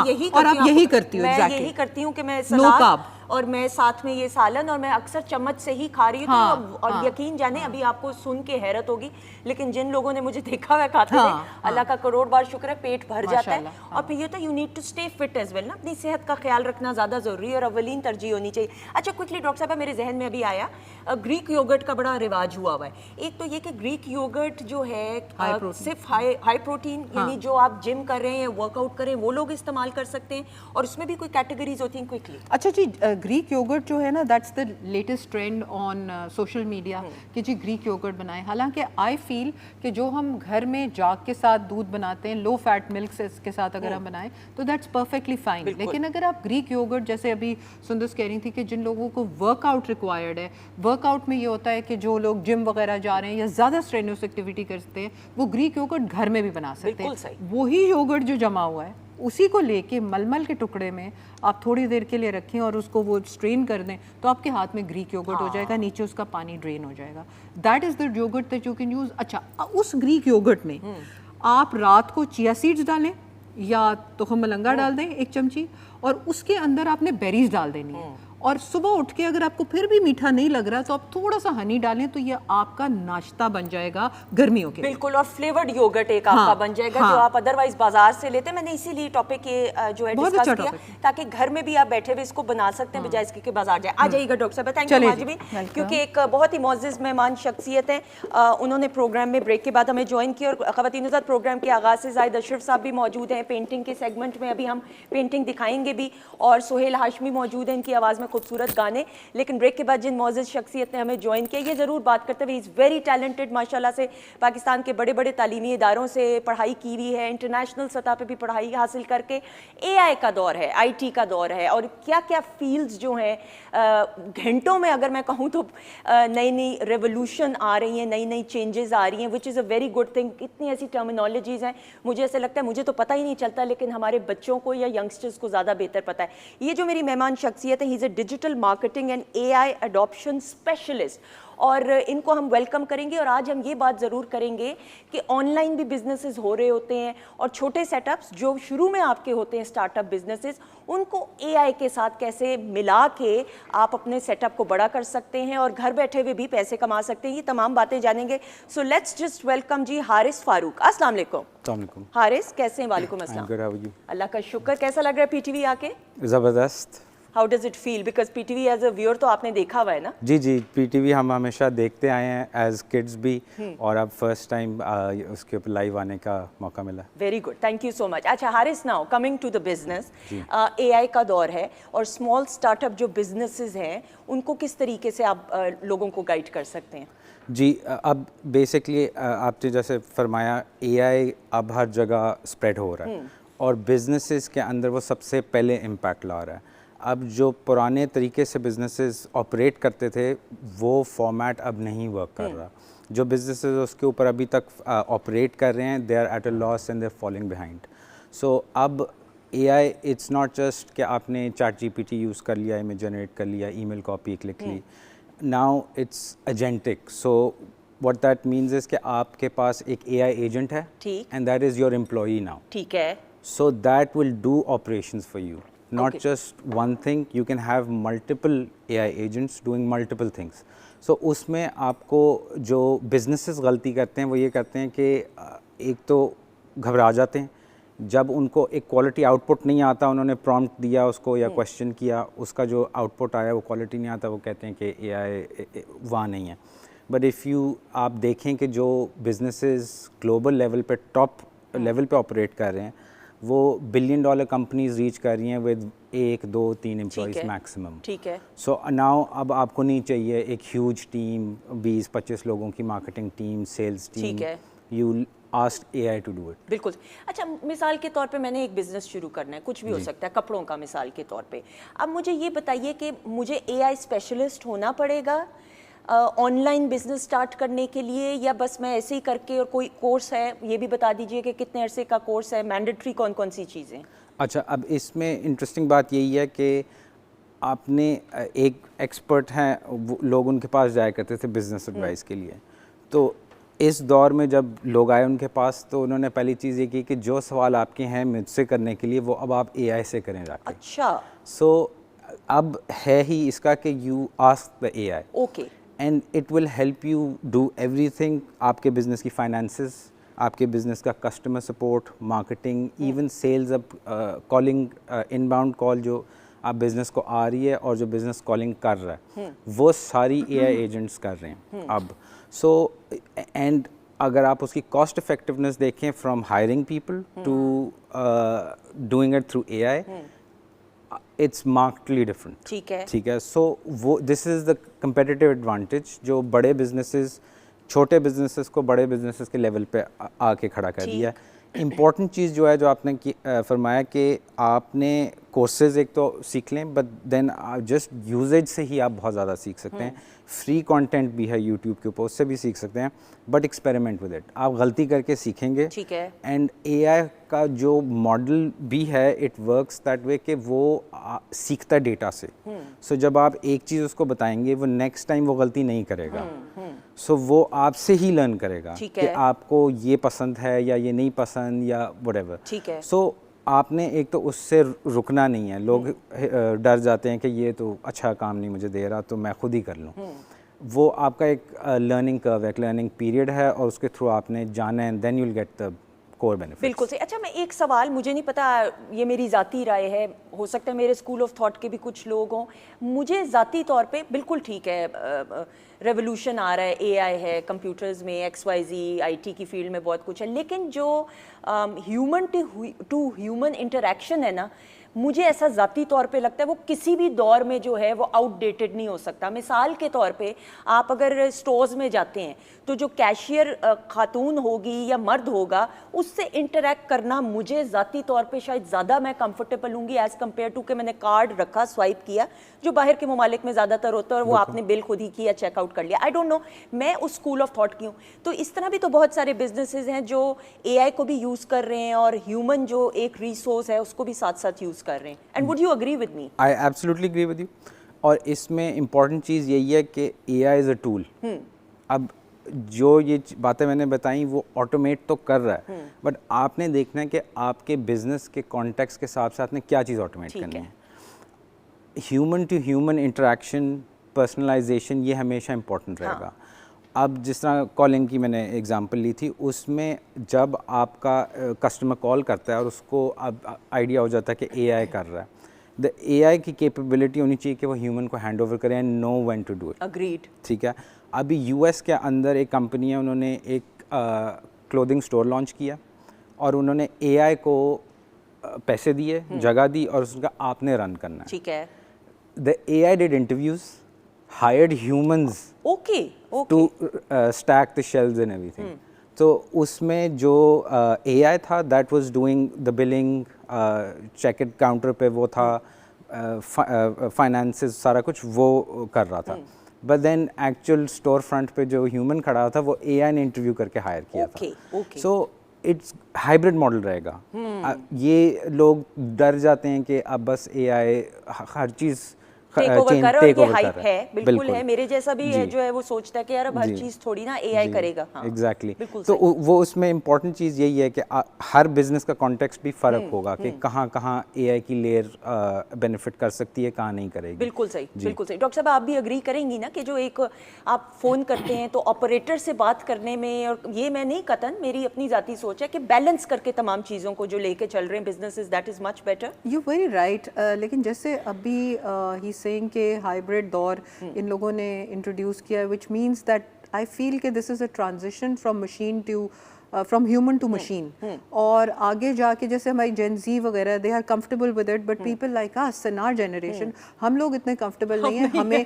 और ख़ास तौर पे मुझे अभी आप कह रहे थे ना जैसे फ़ोन करो, तो मुझे सबसे ज़्यादा मसूरी पड़ती है जब बैंक फ़ोन करो ना, तो पैसों के मामले चल रहे होते हैं। आगे से अगर फ़ोन करे, जी आप इसके लिए एक दबाएं, दो दबाएं, तो मेरी तो उस वक्त वैसे ही हाथ पैर फूल जाते मेरा हैं तो कि भाई ये tolerance- मशीन मेरे पैसे किस तरह वापस करेगी। मेरा टॉलरेंस 1.5 मिनट से ऊपर नहीं है भाई, मेरा नहीं है टॉलरेंस। तो इसलिए ह्यूमन इंटरेक्शन को कोई चीज नहीं है जो वो कर सके। Agreed, but at the same time इसकी यूटिलाइजेशन भी इम्पोर्टेंट है। अब जैसे मेरे क्लिनिक पे they are very able people जो कि क्वेश्चंस को आंसर करते हैं, ठीक है, लेकिन एट द सेम टाइम वो कोई 24 घंटे तो अवेलेबल नहीं है। तो हमने, चूंकि मेरा बेटा भी इस चीज़ में स्पेशलाइज करता है, हमने AI बॉट सिस्टम किया हुआ है, विच मीन्स कि उनकी इनिशियल क्वेरीज को आंसर किया जाता है। इसका ये मतलब नहीं कि सुंदस ने अगर फ़ोन किया है तो वो कहेगी यार ये तो डॉक्टर कोई जवाब ही नहीं दे रही है, की हो गया है, तो मैंने किसी ने पूछा ही नहीं। वो शुरू में करता है and then the human thing comes in कि साइंटिफिक क्वेश्चंस को मेरे तमाम टीम आंसर करती है। बिल्कुल so it is very important, it takes the workload off, लेकिन ह्यूमन टच की कोई तोड़। अग्रीड। और आपने वो बात बिल्कुल जो 100% बात की है कि वो जनरेशन टू जनरेशन भी ना, क्योंकि हमने तो वो एवोल्यूशन होते हुए देखा है, तो we are used to that as well. तो हमारे लिए, लेकिन खैर अल्लाह का शुक्र है हर चीज़ में। अच्छा, अब आपसे ये ज़रूर बात करते हुए एंड देन क्विकली इस पे ज़रूर टिप्स देते हुए, बहुत सारे बच्चे हैं IT की फील्ड में एक्सपर्ट बनना चाहते हैं, कौन सी कोर्सेज या कौन सी स्पेशलाइज्ड फील्ड्स होनी चाहिए जिसमें जॉब मार्केट भी है बच्चों के लिए? बेसिकली जितने फ्रंटियर मॉडल्स जो हैं जिनको कहते हैं, उनकी अगर आप यूजेज मास्टर कर लें तो you get there 60-70-80% of the way. तो उसमें उनके अपने फ्री कोर्सेज होते हैं। ठीक है। एंथ्रोपिक है, ये सारे ब्रांड्स हैं इनके अपने अपने, तो वो फ्री हैं। और बाकी यूट्यूब पे कुछ इन्फ्लुएंसर्स हैं नहीं, जो मैं सॉरी बात काटते हुए, मिसाल के तौर पे आपने मैट्रिक किया, FSC की या हाई स्कूल किया, OA लेवल्स किया, उसके बाद बैचलर्स भी चले IT में कर लिया मिसाल, उसके बाद मास्टर्स अगर आपने करना है या ज़्यादा एजुकेशन हासिल करनी है, किस तरीके से AI का करना चाहिए? IT की कौन कौन सी फील्ड्स हैं जिसकी मार्केट वैल्यू है और जॉब ज़्यादा मिल सकेगी बच्चों को? जी, उसमें बेसिकली वो हायर एजुकेशन में आ जाता है और उसके अंदर अब ट्रैक्स हैं AI के। अब उसमें ये है कि आप ग्लोबली तो वो ऑफ़र हो रहे हैं। दिस इज़ एन एरिया जहाँ Pakistan needs to step up कि वो अपनी यूनिवर्सिटीज़ में AI की एजुकेशन लेके आएँ। उसमें जो ट्रेडिशनल सॉफ्टवेयर इंजीनियरिंग का ट्रैक था, उसके अंदर you can do AI specialisations, तो उसमें स्कोप है। And then there are also अब वो प्रॉम्प्ट इंजीनियरिंग के भी स्पेशलाइजेशन कोर्सेज हैं, एंड लर्निंग AI की सारी डेवलपमेंट, उसकी प्रॉम्प्टिंग और सारा कुछ। हमारे यहाँ पे तो इतना शऊर बेदार हो गया है, एंड हमारे जो यंगस्टर्स हैं, ख़वातीन और हज़रात, उनमें इतनी अवेयरनेस है कि हम इंडिविजुअल सतह पे भी देखें तो दे आर डूइंग वंडर्स माशाल्लाह से, पाकिस्तान से बाहर भी और पाकिस्तान में भी हम देखते हैं। अच्छा सोहेल, ज़रूर आपसे भी बात करते हुए, हम सब बड़े हुए हैं PTV को देखते हुए, एज अ व्यूअर PTV कि कौन से प्रोग्राम्स आपको याद पड़ते हैं? म्यूजिक कितने प्रोग्राम्स होते थे? मुझे ये याद है कि स्कूल जाने से पहले आई थिंक सो 7:30 पे कार्टून्स एक लगते भाई थे। ये सब कहते हैं, हाँ बिल्कुल ऐसा ही है। और उससे पहले एक दुआ चलती थी, हाँ, वो उस दुआ की वाइब्स आज तक जो है हमारे कानों में, तिलावत कुरान पाक और तिलावत तर्जुमे की, कुरान पाक, बिल्कुल उसका सुरूर, उसका लुत्फ आज तक हमारे कानों में वो बजता ऐसा ही है। और जिस दिन हमने वो कार्टून्स, वो दुआ कार्टून्स और ये सारा कुछ, नेशनल एंथम हाँ जो है वो, भाई वो तो मतलब वो जो 1 घंटे का हमारा सेगमेंट होता था ना टीवी के ऊपर, जब तक हमने वो नहीं देखना तो हमें इस तरह लगता था कि यार आज हमारा दिन नहीं अच्छा गुजरा। बिल्कुल ऐसा ही है। आज हम अपने दोस्तों से डिस्कस ये कर रहे हैं स्कूल में, यार आज कार्टून नहीं देखते, आज मेरी फेवरेट मेरा एपिसोड था, आज कार्टून नहीं मैं देख, कहता यार कुछ नहीं होता, शाम को 4 बजे भी लगने हैं। 4 बजे भी लगना है, बिल्कुल। और हमारे ज़माने में ना बड़े शरीफ कार्टून होते थे बहुत भाई। शरीफ भाई, कुछ मतलब बहुत, मैं अब क्या ऑनर बोलूं, बहुत ही शरीफ अच्छे वाले कार्टून बड़े थे। अच्छे। और सुंदस, ही सो राइट, मुझे इनकी बात से याद आया, वो कारी जफर साहब होते थे, उनका अल्लाह अल्लाह एक नात थी, इतना खूबसूरत, और फिर ये जो अल्लाह के नाम आते थे, वो आज तक दिमाग में ना एको करते हैं। अच्छा, और 5 बजे, अगर मैं गलत नहीं हूँ, मुझे प्लीज पैनल से भी जरा जरूर बताइएगा, 5 या शाम के वक्त या दोपहर का टाइम होता था किसान भाइयों के लिए एक प्रोग्राम का, 6 बजे के बाद, हाँ वो हुआ करता था, स्लॉट हुआ करता था। देखिए किस तरीके से प्रोग्रामिंग होती थी। आप सुंदर एक पंजनद भी होता था, बिल्कुल ऐसा ही है, वो उसमें थे, वो जो एंकर थे दिलदार हुसैन भट्टी हाँ, साहब, याद है वो किस कदर, वो तो फिर हाँ बिल्कुल बिल्कुल जी, उस वक्त हर सेगमेंट के लिए स्लॉट्स, टाइम स्लॉट्स होते थे। तो बच्चों ने वेट करना है शाम का, बड़े खबर देखनी है तो वो सुबह देखेंगे। अब तो बस वो कार्टून का चैनल है तो वो लगा लेंगे बच्चे, सारा दिन बैठे। सच बड़ा एक मजे का एक मैं बता भी रही थी डॉक्टर साहिबा को, ऑफर बता रही थी मैं, अभी मेरी बेटी की छुट्टियां शुरू हुई हैं तो आई वाज टेलिंग हर कि वो टाइम की रूटीन अभी सेट नहीं हुई हुई है, दिन के टाइम पे आराम करना है, रात के टाइम पे जागना है। जबकि अगर हम अपने बचपन में याद करें तो हम तो सुबह सवेरे उठ के समर कैंप्स में चले जाते थे या खेल कूद करते थे, हमें नहीं गर्मी सर्दी की परवाह होती थी, इसलिए तो मनुष्य के सोने दो। तो वही मैं डॉक्टर साहब को कह रही थी कि अभी मैं 8 दिन तक वेट किया है, 10 दिन तक करूंगी, उसके बाद फिर मैंने वो दूसरी वाली माँ बन जाना है जो और मैं बच्चा तुम्हारा उठा के ले जाऊंगी ताकि वो सो ले आके। लेकिन ये ज़रूर कहते हुए ख़वातीन हज़रात, बच्चों को ज़रूर आराम दीजिए और अच्छा माहौल दें, विच इज़ वेरी इंपॉर्टेंट। लेकिन साथ साथ जो है अब बच्चों के समर वेकेशंस में उनको प्रोडक्टिव एक्टिविटीज़ भी करना सिखाएं और ख़ुद साथ इन्वॉल्व होएं, विच इज़ वेरी इंपॉर्टेंट, जो मैं भी अब करना चाह रही हूँ और करूँगी इंशाल्लाह ताला। अच्छा जी डॉक्टर साहब, thank you so much, thank you very much जी, आपका शुक्रिया। हम ना अगले प्रोग्राम पे ब्लोटिंग के ऊपर पूरी मुफस्सिल बात करेंगे, इट्स अ बिग टॉपिक। बिल्कुल ठीक है, नेक्स्ट प्रोग्राम में इंशाल्लाह ताला। अच्छा जी ख़वातीन हज़रात, बातचीत का सिलसिला जारी है, सोहेल हमारे साथ मौजूद हैं, तो आ जाइएगा, बहुत सारी क्लैप में इनकी परफॉर्मेंस। चलो जी।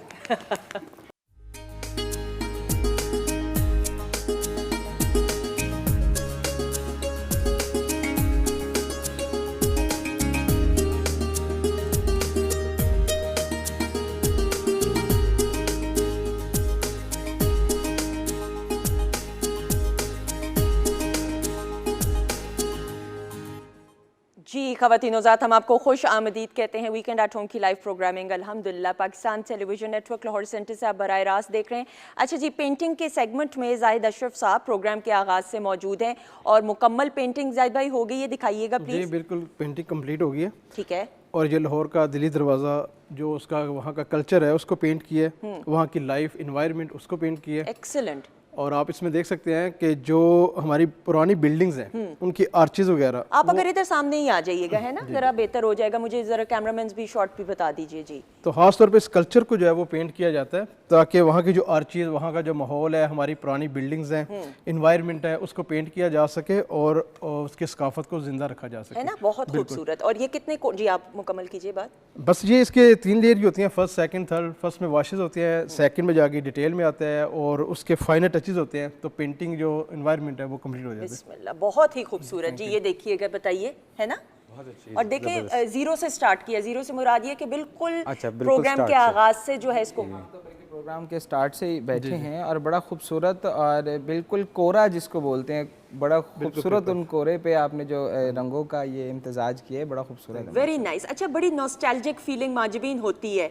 मैं तो बहुत ख़ास तौर पे बिलखसूस हम जब अंदरून शहर की बात करते हैं ना, तो बड़ा हमारे कल्चरल की अक्कासी जो है ना अंदरून शहर से बड़ी जुड़ी हुई है। ऐसा ही है जाहिद भाई के? बिल्कुल ऐसे ही है। हाँ, ये देखिएगा। वेरी नाइस जी, very nice, thank you so much. Please तशरीफ़ रखिए, बहुत शुक्रिया। अच्छा जी, ख़वातीन हज़रात, हमारे साथ हारिस फ़ारूक भी मौजूद हैं, digital marketing AI adoption specialist हैं, और साथ ही साथ हमारे साथ मौजूद हैं सुहेल हाशमी भी, ही इज़ अ सिंगर। अच्छा हारिस, आपसे भी ज़रूर बात करते हुए, बेशुमार ऐसी सक्सेस स्टोरीज़ होंगी ऑब्वियसली, बहुत सारे ऐसे बच्चे बच्चियों ने बिज़नेस भी सेटअप किए होंगे या आपने खुद विटनेस किया होगा, कुछ आप शेयर करना चाहेंगे, कोई इंस्पिरेशनल स्टोरी? जी, एक स्पेसिफिक की भी जगह रहीम यार ख़ान में एक विलेज है जहाँ पे काफ़ी ज़्यादा लोग, बच्चे, यंगस्टर्स यूट्यूब के ऊपर काम कर रहे हैं। यूट्यूब, तो उससे में वो मोनेटाइजेशन उनकी यूट्यूब से भी होती है, अदर सोर्सेज ऑफ अर्निंग भी है। सो ये जो डिजिटल मार्केटिंग और डिजिटल चैनल है उसके थ्रू काफ़ी काम किया जा सकता है और उसके अंदर अपॉर्चुनिटीज़ काफ़ी हैं। और अब उसके अंदर अगर आप AI का लेयर ऐड करते हैं तो it has become much more easier now. ठीक है। सो इस वजह से यहाँ पे लोगों को ज़रूरत है कि वो इसको जल्दी अडॉप्ट करें। सबसे इम्पॉर्टेंट चीज़ ये है स्पीड की होती है। If you are early adopter तो आप, बिकॉज AI एवॉल्व बहुत जल्दी कर रही है, आई थिंक आपने मेंशन किया था अर्लियर, और नया फीचर हर मॉडल में एवरी अदर वीक आ जाता है। तो आपको कंटिन्यूसली यूज़ कर रहे होंगे तो आप लर्न कर रहे होंगे एंड देन यू अहेड। बिल्कुल सही, जैसे इंग्लिश में कहते हैं you have to be on your toes all the time, यानी आपको हर वक्त ऐसे, वो जो प्रोग्राम के आगाज़ में हमने टाइम मैनेजमेंट की बात की थी ना ख़वातीन हज़रात, वो इधर अप्लाई होता है बिलखसूस इधर या ज़िंदगी के हर मामले में, कि जो लोग टाइम को मैनेज करेंगे ना और अपनी स्पीड को पेस अप रखेंगे, वही ज़िंदगी में किसी भी शोबे में कामयाब हो सकते हैं। मैं ज़रूर बात करते हुए मार्केटिंग का तो हमने सुना हुआ है, ऑब्वियसली अब सोशल मीडिया का दौर है, IT की फील्ड में जिस तरह से भी चीज़ें चेंज हो रही हैं पॉजिटिवली, डिजिटल मार्केटिंग के लिए भी आप अपना बिजनेस सेटअप कर रहे हैं, या बच्चे बच्चियां, जॉब मार्केट डिजिटल मार्केटिंग में अवेलेबल इजीली होती है कि नहीं? जी, अब बेसिकली जितने भी बिजनेसेस हैं उनका अब डिजिटल होता है प्रेजेंस, और उसको मैनेज करने के लिए दे नीड पीपल। अब उसमें अपॉर्चुनिटीज़ वहाँ पे आती हैं। एनी बिज़नेस जो कि एक स्टोर अफोर्ड नहीं कर सकता, फॉर एग्जांपल क्लोथिंग बिजनेस है, वो ब्रिक एंड मॉर्टर या जो फिजिकल स्टोर नहीं अफोर्ड कर सकता, सो डिजिटल के ऊपर they can run their business. जैसे ऑनलाइन आपके क्लोथिंग ब्रांड, स्किन केयर, बिल्कुल ठीक। बट उसके लिए ज़रूरी ये है कि ऑनलाइन कंपटीशन उतना ही ज़्यादा है। अग्रीड। सो उसमें फिर ज़रूरी ये हो जाता है कि आप you're present, you're in front of the audience. उसमें ज़रूरी जो चीज़ है वो ये है कि अब एल्गोरिदम्स जो हैं वो रिवॉर्ड करते हैं, जितने मोस्ट सोशल मीडिया प्लेटफॉर्म के एल्गोरिदम्स रिवॉर्ड करते हैं कंसिस्टेंसी एंड हाई फ्रीक्वेंसी। सो अगर आप फ्रीक्वेंटली अच्छा कंटेंट पोस्ट कर रहे हैं, वो ही तब आपको प्रमोट होगा। बिल्कुल सही, बिल्कुल सही। जैसे प्रेजेंटेशन इज़ एवरीथिंग। मिसाल के तौर पे आप, अगर मैं सादा मिसाल दूं, हो सकता है आप ना अग्री करें, लेकिन ये मेरी ऑब्वियसली ज़ाती राय और आपकी राय सर आंखों पे, कि जैसे हम इधर बनाते हैं खाना, घर में भी वही चिकन कढ़ाई बनेगी, लेकिन आप होटल में जाएंगे तो उसकी प्रेजेंटेशन इतनी लैविश होगी कि आपको लगेगा कि पता नहीं आप क्या खा रहे हो, हालांकि वो वही चिकन कढ़ाई होगी जो घर में खा रहे हैं। इसी तरह ऑनलाइन बिजनेसेस में भी हो सकता है चीज़ें वही हों, लेकिन उनकी प्रेजेंटेशन डिजिटली या सोशल प्लेटफॉर्म्स पे इस तरह से जब की जाती है तो ज़्यादा कस्टमर्स अट्रैक्ट होते हैं। ऐसा ही है? बिल्कुल। स्टोर में कस्टमर्स कैन गो इन, वो टच कर सकते हैं, देख सकते हैं उसकी कलर्स वगैरह। अब डिजिटली उन्होंने रिलाई करना है कि डिवाइस के ऊपर उनको कैसा नज़र आ रहा है। अच्छा, इनकी बात से मुझे एक बात याद आती है कि ये बड़ी खूबसूरत बात है कि सोशल मीडिया का जिस तरह से दौर जो है वो अब तेज़ हो चुके हैं। पहले मैं अपनी फील्ड की बात करता हूँ कि हम लोग पहले एक प्रॉपर एल्बम बना करते थे। बिल्कुल, 12-14 गानों का एक एल्बम बना करता था। अब वो 12-14 को जो गाने हैं उनको हमने एक में ही मिक्स करके हमने उसकी प्रेजेंटेशन इतनी अच्छी कर दी है कि वो 12 गानों का एक हमने ट्रैक किया और उसकी प्रेजेंटेशन, उसकी ऑडियो और वीडियो पे हमने जो है वो उस पर वर्किंग की। और सोशल मीडिया इस तरह जो है वो उसको गाइडलाइन दे रहा है और बाकायदा फिर आपको गाइडलाइन जो है वो मेल्स आती हैं कि आप इस तरह से इसको अगर अपलोड करते हैं तो आपको इसके ये बेनिफिट्स होंगे, इस तरह से अपलोड करते हैं तो ये बेनिफिट्स होंगे। कि पहले जिस तरह हमने 12-14 गाने लेके चल रहे थे, उसी तरह हम लोग अब एक ट्रैक या एक चीज़ लेके चलते हैं, तो उसमें सोशल मीडिया हमें साथ साथ जो है वो मशवरा भी देता है, गाइड भी करता है कि इस तरह लेके चलें। और सिंगल्स, मुझे याद है अब तो सिंगल्स आना शुरू हो गए हैं ना, और OSTs आप देखें, अब ड्रामा हिट हो ना हो OSTs हिट हो जाती है और OST बजाते खुद एक पूरी फिल्मी कहानी लगती है और आप देखते भी हैं और गाने को भी इंजॉय करते हैं। अच्छा, मैं before we wind up as well, मैं ज़रूर, जिस तरह इन्होंने भी बात की, हर चीज़ के प्रोज एंड कॉन्स होते हैं, फ़वाइद भी होंगे या नुकसानात भी होते हैं। AI के नुकसानात भी तो होंगे ना, अगर उसको मिस यूज़ किया जाए या सही तरीके से हैंडल ना किया जाए, उस पर भी ज़रूर बात करते हुए मुख्तसरन। जी, AI के रिस्क्स तो बहुत डॉक्यूमेंटेड हैं, इंडस्ट्री में लोग काफ़ी उससे घबराए भी हुए हैं। ऑलरेडी काफ़ी इंसिडेंसेस भी आए हैं जिसमें साइबर सिक्योरिटी के इश्यूज़ हैं, वो सारा कुछ है। रिस्क, जो भी नई टेक्नोलॉजी आती है वो रिस्क के साथ ही आती है, उनको मिटिगेट करना है, उनको उनकी काउंटर करना ज़रूरी होता है कि उनकी सिस्टम्स बनाए जाएँ, उनको मैनेज किया जाए। बट कमर्शियल या यूज़र के लेवल के ऊपर उसका रिस्क यही है कि जिस तरह कुछ एग्जांपल मैं आपको बताऊं कि अभी जो एक टूल आया था, वो जब लोगों ने लगाया तो वो AI ऑटोमेटिकली उनकी सब चीज़ें डिलीट कर रहा था, ईमेल डिलीट कर रहा था। सो बट अब वो चीज़ लार्जली फिक्स हो चुकी हुई है। सो ये जब टेक्नोलॉजी इवॉल्व कर रही होती है तो वो प्रॉब्लम्स तो आती हैं उसके साथ, यूज़र पे भी है और जो इसको डेवलप कर रहे हैं उन्होंने इसको मेंटेन करना है। इम्पॉर्टेंट चीज़ ये है कि ये टेक्नोलॉजी अब इसने आगे ही जाना है, रुकना नहीं है। अग्रीड। सो तेज़ी से जाना है। फेयर जो है वो जो में रहेंगे तो अडॉप्शन नहीं करेंगे और वो फिर पीछे आप फॉल बैक करेंगे।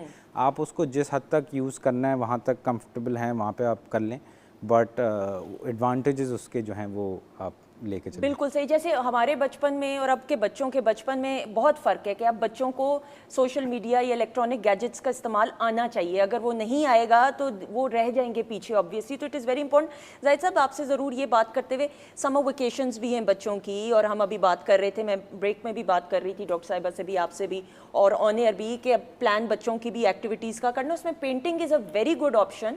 और सिर्फ ऑप्शन नहीं, ये तो प्रोफेशन भी है, जैसे आपके लिए ये प्रोफेशन है माशाल्लाह। तो किस तरीके से अगर बच्चों को पेंटिंग की तरफ लाया जाए तो क्या क्या चीज़ें, वाटर कलर से स्टार्ट करें? मेरा ख्याल है कि पेंटिंग से पहले हैंड राइटिंग का होना चाहिए। ओके। वो बहुत इंपॉर्टेंट है क्योंकि वो उनके एग्जाम में इस्तेमाल होना है। ये तो आप नहीं भी इस फील्ड में जाएंगे तो आपका गुजारा हो जाएगा। ठीक है। लेकिन जब तक आपकी हैंड राइटिंग नहीं ठीक होगी तब तक तो आप पेपर भी नहीं दे सकते। तो हैंड राइटिंग तो हैंड राइटिंग के लिए समर कैंप लगते हैं, टीचर्स हैं, प्रॉपर वो कैलीग्राफी सिखाते हैं। स्टूडेंट जो स्कूल की हैंड राइटिंग है वो और है, जो प्रोफेशनल कैलीग्राफी है वो और है, कैलीग्राफ आर्ट और है। ठीक है। ये सारी चीज़ें जो है वो एज के लिहाज से समझाई जाती है। ठीक है। तो अगर वो बच्चे हैंड राइटिंग जो है इंग्लिश की, उर्दू की, पेपर हल करने का तरीका पता चल जाए कि पेपर शुरू कहाँ से करना है, कितनी लाइनें छोड़ के फिर आगे उसकी डिटेल लिखनी है, हेडिंग कैसे देनी है, ये एक्स्ट्रा आपको मार्क्स मिलते हैं। तो ये जो हम बचपन में वो डॉट्स वाली करते थे, आपको याद है, राइटिंग के लिए, वो भी तो किताबें मिलती हैं, वो कर लें यूज, वरना अगर कोई जो नहीं जा सकता। बिल्कुल इनिशियली स्टेज पे है ना, जब आप उसकी गिरफ्त में आ जाते हो कि आपको पता चल जाए कि दूसरी लाइन पे कौन से वर्ड्स आ रहे हैं, एंड वाली पे कौन से आ रहे हैं, जिनकी गुलाई है वो कौन से हैं और जिनकी गुलाई नहीं है, सिंपल है, वो कौन से हैं। फिर आपका जब समझे प्रैक्टिस से आपको कंट्रोल आ जाए तो फिर उसके बाद एक लाइन पे आप चलते हैं। ठीक, बिल्कुल सही। मुझे अपना बचपन याद आ गया और खौफनाक पेपर्स याद आना शुरू हो गए, एकदम से मैं खो गई, सॉरी। हमने पेपर पे तो नहीं किया, तख्तियाँ हमें याद है। हमने तो सारे उस ब्लैक बोर्ड याद है, बोर्ड याद है और ब्लैक बोर्ड याद है, पेपर याद है, क्वेश्चन याद है, और टाइम देखती थी कि कब खत्म होगा मैथ्स का पेपर, और बस आगे मत पूछिएगा। रिजल्ट भी याद है, वो नहीं बताना, खबरदार। क्योंकि खुद ही कलम बनाते थे, खुद ही दवात बनाते थे, खुद ही टक लगा। अब तो टक भी इंग्लिश का अलहदा होता है, उर्दू का अलहदा होता है, एंगल ही होता है। जान के कर रहे हैं ना ऐसी बातें, क्योंकि इनको पता है कि मुझे इस बातों का नहीं पता। अच्छा, पेंटिंग का भी बताइए ना, जैसे समर वेकेशंस में बच्चे अगर हेल्दी एक्टिविटीज़ में भी, इंडोर भी होना चाहते हैं, तो पेंटिंग अगर कोई करना चाहता है अपने बच्चों को स्टार्ट, तो वाटर कलर से स्टार्ट करें? ये बताइए। स्टार्ट तो वो स्केचिंग से करें। ठीक है। स्केचिंग के बाद मीडियम्स हैं, वाटर कलर, ऑयल, एक्रेलिक, बहुत सारे मीडियम्स हैं, लेकिन मेजर जो वो 3 ही है, ऑयल, एक्रेलिक और वाटर। ओके। अब ये है कि बच्चे, क्योंकि वाटर कलर ज़रा मुश्किल मीडियम है, ये कंट्रोल करना मुश्किल है, इसकी बैकअप पे जाना मुश्किल है, जो स्ट्रोक्स लगते जाते हैं फाइनल होते हैं। तो जो ऑयल है या एक्रेलिक है, इसमें बड़ा मार्जिन होता है कि अगर पेंटिंग कहाँ से ख़राब भी होगी है तो आप उसको वॉश करके वाइट लेयर लगा के दोबारा किया जा सकता है, फिर किया जा सकता है। तो बच्चों के लिए एक्रेलिक या ऑयल जो है ना पेंटिंग, वो ज़रूरी है। ठीक है। अब मैंने आजकल देखी कैनवसेस, अब जिस तरह ये तो बोर्ड्स हैं, गोल भी आ रहे हैं, ओवल शेप भी आ रहे हैं, वो अच्छा एक तरीका है, बच्चे ज़्यादा अट्रैक्ट होते हैं उसकी तरफ। वो इसलिए होता है घर में अब ना कोलाज पेंटिंग्स लगती हैं। हाँ। कोलाज की वजह से शेप्स बनती हैं। ठीक। एक बड़ी पेंटिंग है, फर्ज करें 3x3 के, उसके साथ कोलाज जाएंगे। कोलाज जो है वो सपोर्ट करता है बड़ी पेंटिंग्स को। तो जैसे ये मेरा सब्जेक्ट है अंदरून लाहौर का, तो मैं अगर दिल्ली दरवाज़ा कर रहा हूँ मेन पे, तो बाकी जो 11 दरवाजे रह जाएंगे वो साइडों पे लगेंगे, वो पूरा सपोर्ट उसको करेंगे। इसी तरह कोई एक सब्जेक्ट होता है, उसके साथ जो शेप्स चलती है ना, ये मेजर जो आपकी पेंटिंग होती है उनको सपोर्ट करती है। बिल्कुल सही। तो आप पेंटिंग भी अपने बच्चों को as a healthy indoor activity भी स्टार्ट करवा सकते हैं, बिलखसूस समर वेकेशंस में। आपको याद है बचपन में क्या करते थे गर्मियों की छुट्टियों में? हम तो फिजिकल एक्टिविटीज़ बहुत करते थे, हाँ। हम जाते थे स्विमिंग करने, क्रिकेट खेलने, बट पेंटिंग का भी बहुत शौक था बचपने में, तो वो बहुत किया। मेरी वालदा खुद फाइन आर्ट्स की थी प्रोफेसर, तो वो भी घर में करती थी। ठीक है। सो बिल्कुल सही फरमाने के जो वाटर कलर हार्डेस्ट मीडियम है, उसमें जो स्ट्रोक आप लगा लेते हैं वो रिवर्स नहीं होती है। So you have to be very accurate के जो आपने लगाना है। जो ऑयल है उसमें मिस्टेक्स रिवर्स हो जाती हैं, बट बच्चों के लिए थोड़ा हार्डर है बिकॉज ऑफ ऑयल और वो सारी चीज़ें। सो एक्रेलिक वाज समथिंग जो मैंने काफ़ी पिकअप भी किया और शौक। अच्छा, ओके, आपको शौक था। जी। क्रिकेट का शौक था? क्रिकेट का शौक था, वो कैप्टन मैं था क्रिकेट टीम का अपने स्कूल में। एक्सीलेंट, बिल्कुल सही। आप बताइए गर्मियों की छुट्टियों में क्या करते थे? गर्मियों की छुट्टियों में मोस्टली जैसे मैंने पहले आर्ट्स की वो करते थे, और दूसरा क्रिकेट का मुझे शौक था, और फुटबॉल मुझे बहुत पसंद है। फुटबॉल मेरा फेवरेट जो है वो गेम था, तो वो बहुत खेला है। और दुआ करते थे कि अल्लाह करे फ़ौरन से मई जून जुलाई आ जाए। और जब आते थे तो फिर हम स्कूल को भी मिस करते थे। स्कूल, अच्छा ये भी। अच्छा, और ये आपको मैं बड़ा मजे की बात बताऊँ कि बच्चे सुन रहे हैं ये बात, माजिबिन भी एग्री करेंगे, फिर मैंने खुद हाफिज कहना है और गाने की तरफ भी हमने इनकी बढ़ना है। जब एक पेपर शुरू होता है ना, फिर एक फ्लो में ऐसे ठक ठक ठक पेपर्स खत्म होते हैं, वो एक बस शुरू होने की देर है, वहीं पे वो जो है ना आप देखें वक्त जो है ख़त्म हो जाता है, फिर आप कहते हैं कि खुदाफिज हो गया, छुट्टियाँ होंगी, लेकिन फिर आप स्कूल को भी मिस करते हैं। बहरहाल जी, ये वो तमाम बातें हैं, सुनहरी यादें हैं जो आपके चेहरे पे मुस्कुराहट ले आती हैं। इसलिए जितने भी बच्चे हैं बिलखसूस या स्टूडेंट्स हैं कॉलेज यूनिवर्सिटी में, ये टाइम आपकी हर दौर ज़िंदगी का बड़ा खूबसूरत होता है, इसमें कोई दूसरी राय नहीं, लेकिन जो स्टूडेंट लाइफ होती है ना बिलखसूस, उसको ज़रूर भरपूर तरीके से एंजॉय करें, क्योंकि फिर उसके बाद प्रैक्टिकल ज़िंदगी एक नए बाब का आगाज़ होता है। उसमें फिर things are more practical and more realistic. उसमें फिर बचपना मुझे लगता है कहीं थोड़ा सा पीछे रह जाता है, गो के रहना चाहिए वो भी, लेकिन स्टिल एंजॉय योर वेकेशंस। अच्छा जी, जाहिद भाई, thank you so much. Thank you, आपका बहुत बहुत शुक्रिया। Thank you so much, it was a pleasure जी। जीते रहिए। Thank you so much. आपका शुक्रिया। माजिबीन, आपका भी बहुत बहुत शुक्रिया। ख़वातीन ज़ात, आपका भी बहुत बहुत शुक्रिया। ज़िंदगी रही, मेरी रब की रज़ा रही और अल्लाह का हुक्म हुआ, तो इंशाल्लाह अगले प्रोग्राम में आपसे ज़रूर मुलाकात होगी। अपने रब की दी गई नेमतों, रहमतों, बरकतों का हर लम्हा हर घड़ी शुक्र अदा करके ज़िंदगी गुजारी, क्योंकि मेरे रब को शुक्रगुजारी पसंद है। हमारी तरफ से खुदाफिज, और जाने से पहले आपकी ग्रैंड परफॉर्मेंस आ जाएगा बहुत सारी क्लैप में।